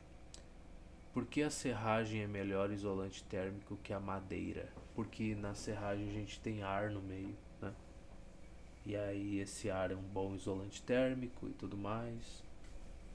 E aí acaba contribuindo mais ainda, né? Se a madeira já é um bom isolante, tu imagina tu botar o ar misturado junto ali. Mas enfim, foi embora. Agora a gente tem convecção térmica. A convecção térmica é a propagação que ocorre nos fluidos, líquidos, gases e vapores em virtude da diferença de densidade entre as partes do sistema. Não diga. Consideremos um líquido sendo aquecido por uma chama. A parte inferior do líquido, ao ser aquecida, tem sua densidade diminuída, então sobe na massa líquida. O líquido da parte superior, sendo relativamente mais denso, desce. Assim, forma-se uma corrente ascendente de líquido quente e uma corrente descendente de líquido frio. Essas correntes líquidas são denominadas correntes de convecção. Então, tudo depende da densidade. Ele começa a aquecer, as moléculas começam a ficar umas um pouco mais afastadas das outras, então diminui a densidade, né? Seria a massa dividido pelo volume. E assim por diante. Beleza. E aí o que a gente tem? Existem várias aplicações práticas do princípio da convecção térmica. Por exemplo, o congelador de uma geladeira é colocado na parte superior para que se formem correntes de convecção. O ar frio desce e o ar quente sobe. Dessa maneira, resfria-se o interior do refrigerador. Tá bom, o ar frio aqui vai ter uma densidade bem maior do que o ar quente, então ele vai descer. O ar quente está mais a parte de baixo, densidade menor, sobe, assim vai. O movimento de uma asa delta é influenciado pelas correntes de ar quente causadas pelo aquecimento da Terra pelo Sol. Quando atinge uma dessas correntes de convecção, o aparelho tende a subir. Ok, ele tende a subir, certo? A gente teria o ar quente que está subindo, né? E esse ar acaba que essa corrente aí acaba, sei lá, batendo nas asas aqui e empurrando elas para cima também, né? Ele está subindo, a asa passou por cima, vai empurrar para cima. Nas grandes cidades, a convecção térmica é importante para dispersar os gases poluentes eliminados pelas indústrias e pelos veículos automotores. Entretanto, em dias frios pode ocorrer o fenômeno de inversão térmica, que impede a ocorrência da convecção, aumentando muito os níveis de poluição no ar. O que acontece nessas ocasiões é que o ar em contato com o solo torna-se mais frio que o ar das camadas superiores. Então os gases poluentes não sobem, por isso não são dispersados. Interessante, interessantíssimo, não é mesmo? Qual é que é o conselho então? Fique longe das cidades. Irradiação térmica agora. A irradiação é a transmissão de energia entre dois sistemas sem que haja contato físico entre eles. Essa transmissão ocorre através dos denominados raios infravermelhos, que são ondas eletromagnéticas. A energia que recebemos do Sol chega até nós por irradiação. Realmente, entre os astros existe o vácuo, onde a inexistência de meio material contínuo impede a ocorrência tanto da condução como da convecção. A garrafa térmica, olha só, é um sistema que mantém por longo tempo no seu interior um líquido quente ou frio. Isso ocorre porque, ao ser construída, faz com que as três... Calma lá. 3 processos de propagação sejam reduzidos a um mínimo do seguinte modo: entre as paredes duplas da garrafa faça vácuo para impedir a condução. As paredes são espelhadas interna e externamente para que os raios infravermelhos sejam refletidos, evitando-se assim a irradiação. Tá? E a tampa bem fechada evita a convecção. Ok. Então a gente aprendeu muita coisa aqui. E agora ele quer que a gente explique, cara. Será que eu vou ser capaz de explicar alguma coisa dessas aqui? Não sei, né? Explique como ocorre o fenômeno de convecção térmica. De que modo podem ser visualizados na prática as chamadas correntes de convecção. Cara, densidades diferentes. Opa. Vamos lá. Diferença de densidade. Diferença de densidades. Olha, diferença de densidade. Não sei nem como escrever uma frase, cara. Olha que coisa horrível. De densidade. Densidade.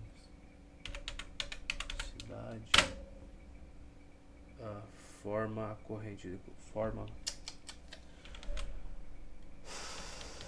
Diferenças nas densidades. Na densidade.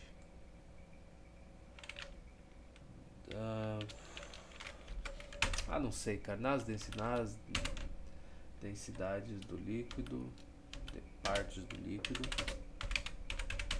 da substância,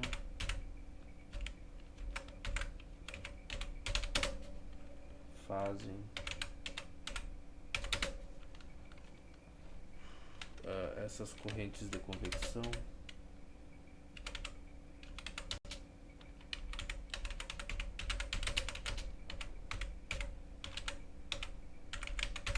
ocorrer. Certo? Acho que é por aí. E para visualizar isso, cozinha qualquer coisa numa panela que tu vai ver. Vamos dar uma olhada na resposta dele. Movimentação de massas fluídas devido à diferença de densidade. As correntes de convecção podem ser visualizadas nos líquidos através da serragem. Joga um pouco de serragem, tu vai ver, né? Legal, bacana. E a 6 então, que é mais importante do que a 5. Por quê? Porque ela vem depois, né? Com base na propagação de calor, explique por que para gelar o chope de um barril é mais eficiente colocar gelo na parte superior do que colocar o barril sobre uma pedra de gelo. Porque aí na parte superior ele vai gelar a parte de cima do líquido, e aí isso vai gerar correntes de convecção, e aí esse líquido mais gelado vai descer para o fundo do barril, o líquido um pouco mais quente vai subir por conta da diferença de densidade, e assim vai começar essa brincadeira, né? Sobe o líquido mais quente, desce gelado, sobe e assim vai indo. Então, por conta do processo de convecção.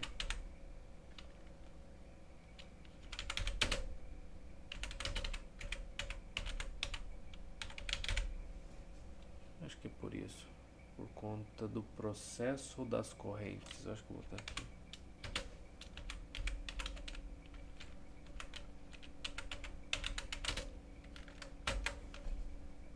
É isso, mais ou menos.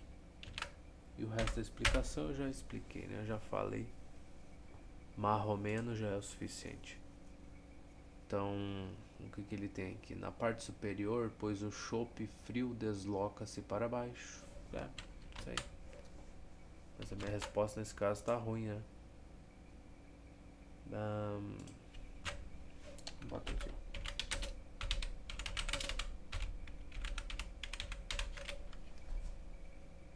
Tá, beleza. Tá mais ou menos. Com um ser humano cansado, isso aqui já é o suficiente. Durante o inverno, em certas regiões e sob determinadas condições, a atmosfera impede a ascensão e a dispersão dos poluentes nela lançados. Como se chama esse fenômeno e por que ele ocorre? Se chama convecção. Não, ele deu o nome disso aqui, a gente viu aqui, eu nem estava muito prestando atenção. Cadê? Convecção térmica é importante, para papá. Tá. Entretanto, em dias frios pode ocorrer o fenômeno de inversão térmica. Tá, então temos a inversão térmica. E explicar ela, cara, seria basicamente copiar o que tá ali naquele texto, né? Pô, vamos ser sinceros que é complicado. Então, aumentando muito, tá? O que acontece nas ocasiões é que o ar em contato com o solo torna-se mais frio que o ar das camadas superiores.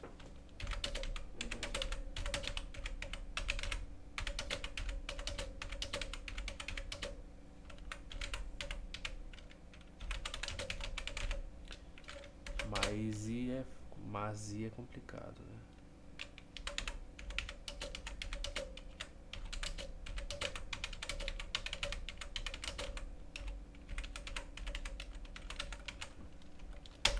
Ok, o ar em contato com o solo torna-se mais frio do que o das camadas superiores, e isso aí vai impedir que as correntes de convecção ocorram do jeito certo, né? É uma boa resposta, gostei dela. Inversão térmica e acabou. Não tem explicação nenhuma, paciência, né? E aí a gente volta pra cá.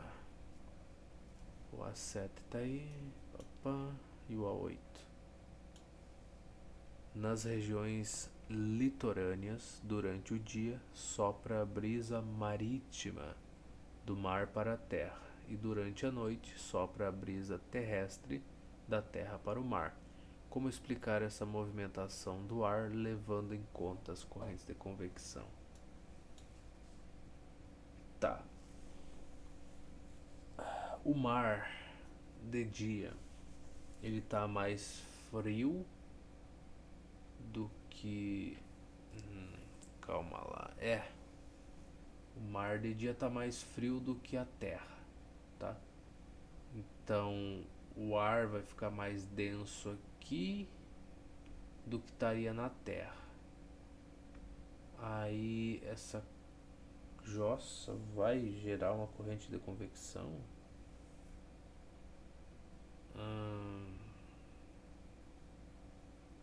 Não sei. Deve descer, né?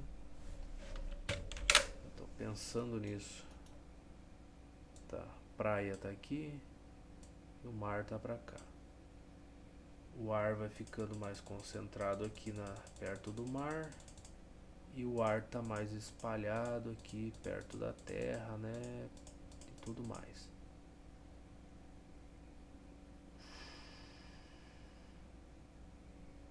Aí o ar frio vai vir pra cá. É difícil organizar as coisas na cabeça, né? Mas parece que é, né? O ar vai vindo aqui e vem pra cá. E vai formar essa jossa. E o ar que tá mais... não é tão denso, teria que vir pra cá, né? Pra ocupar esse espaço. Já que o outro se esparramou aqui pelo... tende a se esparramar pelo chão aqui, né? Tá mais juntinho. E o outro ar que tá mais quente vai ter que vir pra cá, né? O que ele vai fazer? Não tem como ocupar o mesmo espaço. Então acaba fazendo isso. O ar daqui vem pra cá. E eu acho que é por aí. Agora, uma explicação. A explicação a gente vai ter no livro aqui. Uma boa explicação. Durante o dia, a areia, por ter maior calor específico, aquece-se mais do que a água. E já é um começo. Vamos dar uma olhada se a gente acha o resto aqui. E o ar quente em contato com a areia sobe, produzindo uma região de baixa pressão que aspira o ar que está sobre o mar. Então tá. À noite a areia se resfria mais do que a água e ocorre o processo inverso. Olha só. Que bacana, cara. Que legal. Quanta coisa a gente aprende num dia só, né? Vamos voltar então aqui. O A9. Explique por que não pode haver propagação de calor por condução e por convecção no vácuo. Porque para esses dois processos aí precisam de um meio, né, físico para que ocorra. Porque é necessário um meio físico. Aqui faltou só um acento, né, para ocorrer esses processos.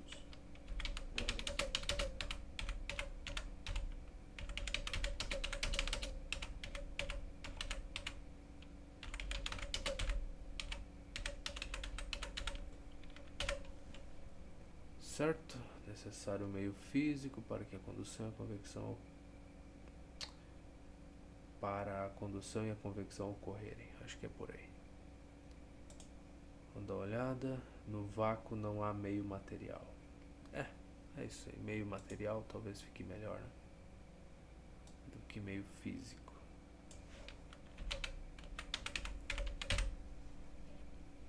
Material, beleza. Próxima questão. Temos aí uma 10.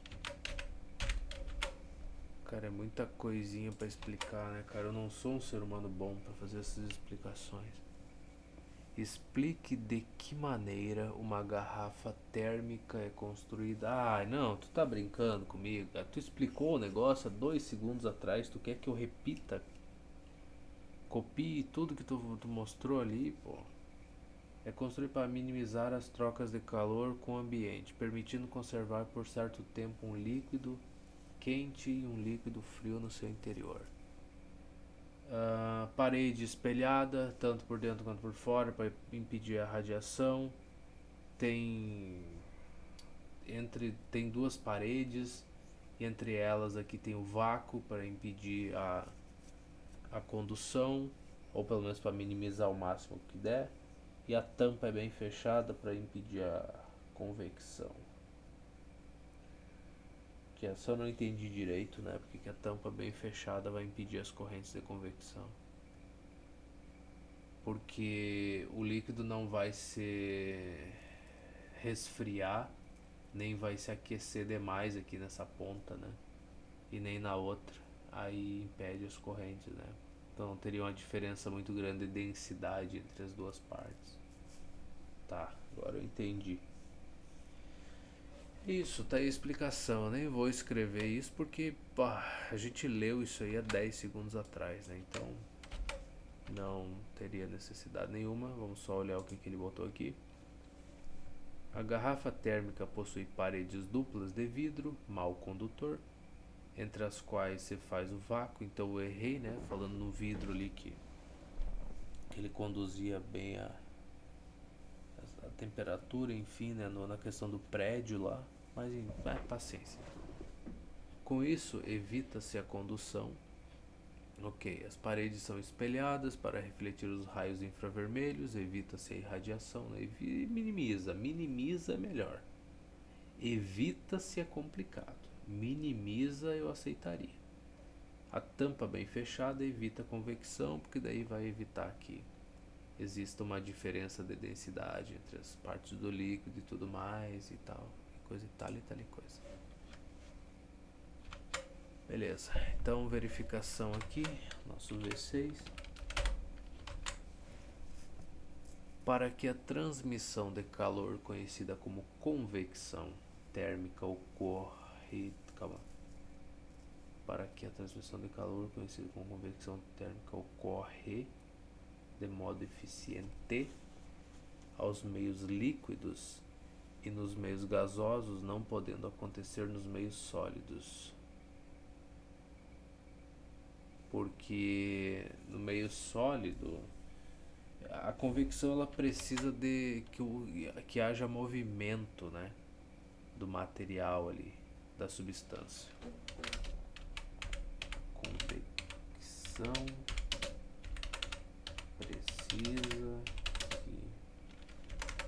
precisa de... Complicado formular uma frase, né, cara? Precisa que a substância se movimente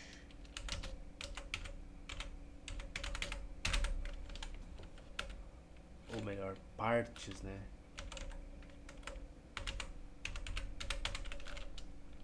Minha nossa.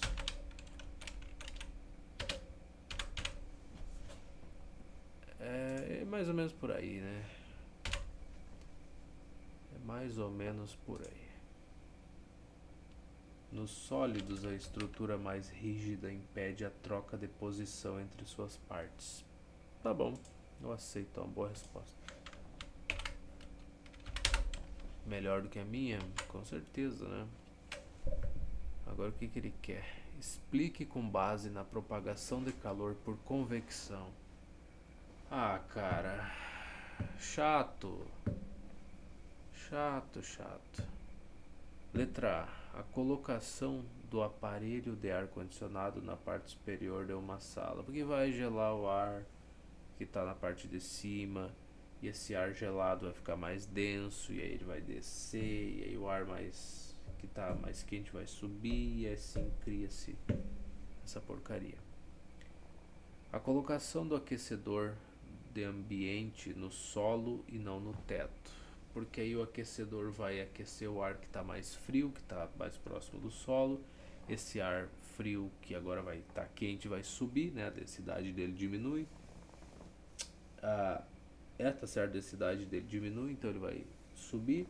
O ar mais frio desce, o aquecedor aquece esse ar sobe e assim cria-se a tal da corrente de convecção. Com o resfriamento dos motores de automóvel por meio do radiador. Cara, o radiador vai esfriar a água, né? Resfriar ela, daí a- como acho que o radiador, eu não entendo nada de carro, cara, mas eu acho que o radiador, sei lá, é uma grade de metal aqui, né, que passa uns canos por dentro dele. E aí o ar passa e tudo mais e vai resfriando esses canos aqui. E dentro desses canos tem água, não tem? Ou algum fluido, alguma coisa. E essa água vai circular pelo motor. Aí eu já acho que aí seria por condução, seria? Que o ar passa aqui e remove a temperatura. Ah, não sei, cara, eu não entendo nada de carro, não sei porcaria nenhuma. Mas sei lá, o radiador deve funcionar de algum jeito aí, pra quem entende de automóvel, parabéns. A tiragem de gases de uma chaminé. De novo, tiragem de gases. Não sei, o ar quente sobe e aí o ar que está dentro de casa vai ocupar aquele espaço e aí cria-se esse fluxo aí do fogo, aquece o ar e esse ar vai se misturar com os gases que está saindo da queima da madeira e das coisas, e esse ar que é menos denso vai subir pela chaminé e o ar que está dentro do ambiente ali, que é um pouco mais denso, vai ocupar aquele espaço e vai começar esse ciclo aí todo. E é mais ou menos por aí. Ah, mas eu não gostei da resposta. Bom, paciência, né? V8 não, vamos ver a V7 aqui. A primeira lá do ar-condicionado é pro ar mais frio descer. A segunda do aquecedor pro ar quente subir. Caramba, as respostas são mais sucintas do que eu imaginei. A C. O líquido em contato com o motor se aquece passando para o radiador, onde ocorre o resfriamento. Mas que bom. Fico muito feliz de saber que é assim. Vamos vir para cá. A D. Nas chaminés, os gases aquecidos resultantes da combustão sobem e são eliminados. Ao redor da chama cria-se uma região de baixa pressão que aspira o ar externo, mantendo a combustão. Mas faz sentido. Faz todo o sentido do mundo. E a 8 então. É costume dizer que os planadores... Calma lá. É costume dizer que os planadores, espécie de aviões sem motor, se movem na atmosfera aproveitando as correntes de convecção. Explique como isso ocorre. O ar quente está subindo. Aí esse porcaria passa por cima de uma dessas correntes, já que o ar tá menos denso, mas de qualquer forma tá fluindo, tá subindo lá, então vai empurrar essa porcaria para cima. Não é isso? As correntes de convecção atmosféricas formadas pelo ar quente que sobe impulsionam os planadores para cima. Tá aí. E o V9 diz para nós: por que o fenômeno de inversão térmica ocorre preferencialmente no inverno e de que modo esse fenômeno acentua a poluição atmosférica? Ele ocorre no inverno porque está mais frio. O solo está mais frio, aí ele acaba resfriando esses gases poluentes e esses gases aí não conseguem subir, e porque a densidade deles é maior do que a densidade do ar em algumas camadas acima deles, né? Então, como ele fica mais denso, ele fica no solo ali quietinho, não sobe, daí não tem corrente de convecção, não tem nada, e ele fica por ali. E aí é por aí, mais ou menos essa a resposta. V9. Nos dias frios, o ar poluído em contato com o solo está a uma temperatura menor do que o ar puro das camadas superiores, não ocorrendo a convecção. Então vamos a V10. Como se dá a propagação do calor do Sol até a Terra se entre esses astros não existe meio material? Por irradiação. Seriam os raios infravermelhos, né? Isso é uma coisa assim. Irradiação, beleza. Então uma pelo menos a gente acerta, né? Quer dizer, as outras não é que eu errei, as respostas estão meia boca, mas estão ali. Desenhe esquematicamente uma garrafa. Nossa, mas o cara adorou essa questão da garrafa, hein, cara. Minha nossa, cara. Poxa vida, pô, mas daí é um amor, hein? Explique o seu funcionamento. Caramba, hein? Gostou da garrafa? Tá aqui a garrafa térmica. Mais ou menos por aqui assim. Então vamos lá. Aqui tem uma tampa, tá? Aqui é a tampa dela. Aqui embaixo tem uma coisinha para segurar essa parte de baixo aqui, né? Para não entrar em contato com a capa de fora. Então ela tem uma parede dupla, certo? Já aqui tem vácuo aqui nessa parte, então já evita a transferência de calor por condução do líquido que está dentro com as partes de fora. As paredes são espelhadas, então isso evita transferência de calor por... Ó, eu usando o negócio. Isso diminui a transferência de calor por irradiação. A parede ser espelhada vai refletir os raios infravermelhos, aí eles nem entram nem saem com tanta facilidade. E por fim, a tampa bem fechada, bem selada aqui, vai fazer com que a gente não tenha uma diferença muito grande entre o líquido aqui nessa parte de cima, né? A diferença de temperatura entre essa parte de cima e a parte de baixo. O que quer dizer que não vai ter uma diferença muito grande de densidade entre essas duas partes. E aí não vai gerar aquela corrente de convecção lá, que faz com que o líquido mais denso desça e o líquido mais com menos densidade suba, né? O mais frio desce e o mais quente sobe. Então não vai ocorrer isso aqui também. Não vai haver essas trocas aí. Tá aí a garrafa, né, cara? O cara gosta dessa garrafa. Se bem que tem muita coisa envolvendo essa garrafinha térmica, né, cara? realmente tem que se admitir que tem muita coisa ali no meio. Mas beleza, vamos pro R5 aqui então. Opa. Aí tá, o cara consegue clicar em tudo menos no 5. A transferência de calor de um ponto a outro de um meio pode efetuar-se por 3 processos diferentes. Sabe-se que conforme o meio há um processo único possível e um predominante, tá? Assim, no vácuo, num fluido e num sólido, a transferência de calor se efetua respectivamente por vácuo é irradiação, no fluido é convecção e no sólido é condução. Então, ele escreveu radiação, tanto faz, acho que dá para usar. Então, radiação, convecção e condução. É a letra C. Tá.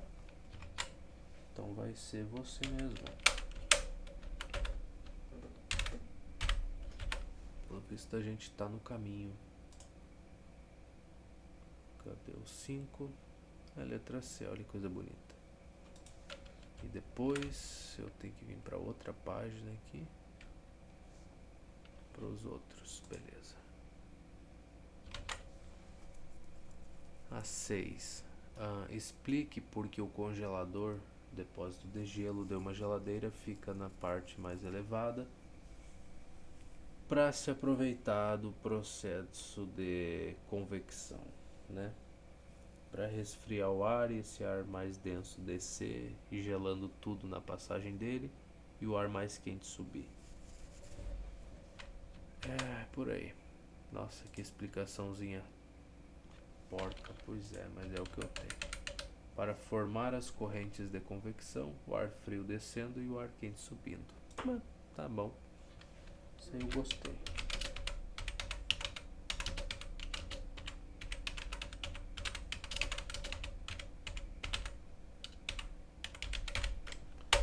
Simples, pequenininho, trivial, eu diria. Então é por aí. O R7 então. Em certos dias verifica-se o final. De novo, cara, terceira vez, quarta vez isso daqui. Fenômeno de inversão térmica que causa um aumento da poluição do ar. Pelo fato de a atmosfera apresentar maior estabilidade, essa ocorrência é devida ao seguinte fato: a temperatura das camadas inferiores do ar atmosférico permanece superior à das camadas superiores. Não. A convecção força as camadas carregadas de poluentes a circular. A temperatura do ar se uniformiza, a condutibilidade térmica do ar diminui, as camadas superiores do ar atmosférico têm temperatura superior à das camadas inferiores. É exatamente a letra aí, né? A gente viu que o ar que está mais próximo do solo ele fica mais denso, que o solo está mais frio, e aí ele não sobe. Então, o R7, letra E. Definitivamente.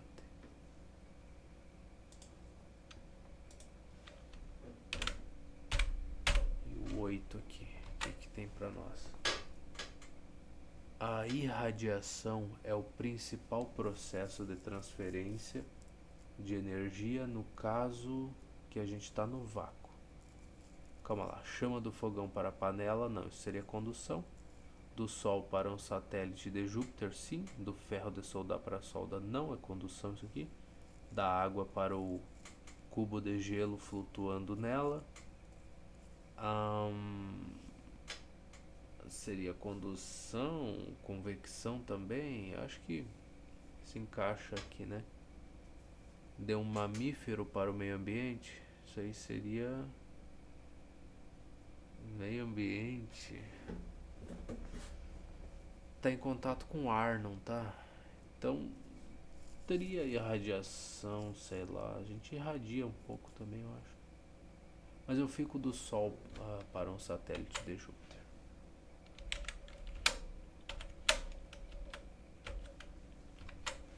Porque aqui a irradiação é o principal processo de transferência de energia, no caso. Ah, tá, principal. Então, de fato, do Sol para o satélite é com certeza o principal processo. Tá bom. R9 agora. Vamos ver esse 8 aí. R8 é B. Que bonitinho. E o 9. Um faquir resolveu fazer uma demonstração de sua arte entrando em um forno muito aquecido. Porque ele sinta... Calma lá. Para que ele sinta a menor sensação de calor possível, é preferível que ele vá completamente nu, não. Envolto numa roupa de linho bem fino, não. Envolto em uma roupa de lã, sim. Envolto em uma roupa de lã coberta de alumínio, não. De calção e camiseta, não. É envolto numa roupa de lã. Porque do mesmo jeito que ela impede, ou melhor, que ela impede ou dificulta a transferência de calor do teu corpo para o ambiente, ela vai também dificultar a transferência de energia do ambiente para o teu corpo. Então ele é um isolante bom. Então ficou a letra C, porque melhor que a C não tem. Pera lá, deixa eu ver aqui. A letra D. Minha nossa, eu errei feio, hein? Envolto em uma roupa de lã. Envolto em uma roupa de lã coberta de alumínio.